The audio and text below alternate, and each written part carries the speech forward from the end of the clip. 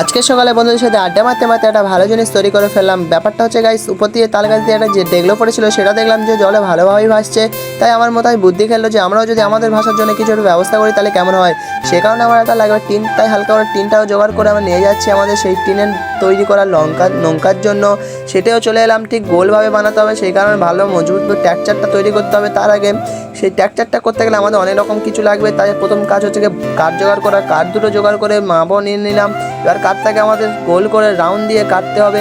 তাই হালকা করে কাটাকাটিও শুরু করে দিলাম। কাটাকাটির পরে লাগবে আমার বাঁশ কাটতে আমি চলে যাচ্ছি সেই আমাদের বিখ্যাত বাঁশ জারে। সেখানে গিয়ে আমার একটা আবার বাঁশ কাটতে হবে। তো কী করবো গাইস, যা হচ্ছে সব বাঁশের উপরতে যাচ্ছে। তাই হালকা করে বাঁশও একটা কেটে নিয়ে চলে এসছে। বাঁশটা এবার মাপ নিয়ে আমার কাটতে হবে। এবার মাপটা নিয়ে নিলাম। মাপটা নেওয়ার পর এবার হ্যাসকল দিয়ে তাড়াতাড়ি করে কাটাকাটিও শুরু করে দিলাম। কাটাকাটির পর এবার করতে হবে এই বাঁশটাকে চেলা।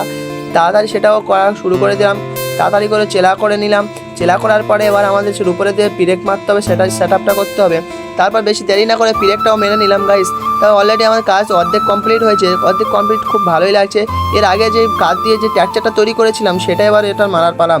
সেটাও তাড়াতাড়ি করে বেশি দেরি না করে মেরেই দিলাম গাইস। তো এটাকে আরও মজবুত করার জন্য উপর দিয়ে আমাদের বাঁশগুলো মারতে হবে। সে কারণে যে বাঁশটা বেশি হয়েছিল সেটা চেলা করে তাড়াতাড়ি করে মারামারিও শুরু করে দিলাম। সমস্যা হচ্ছে গাইস, এই জিনিসটা করছি তো ঠিক আছে, কিন্তু এটা ভাসবে না ডুববে তার কোনো জ্ঞান নেই আমাদের।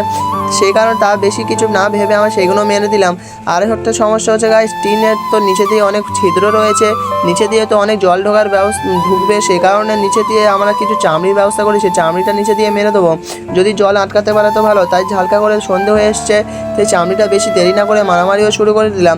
তো ফাইনালি একটু দেখার জন্য পার্ট 2 কমেন্টে জানাও এবং ইনস্টাগ্রামটা ফলো করো। এখন এই পর্যন্ত গাইস, বাই বাই।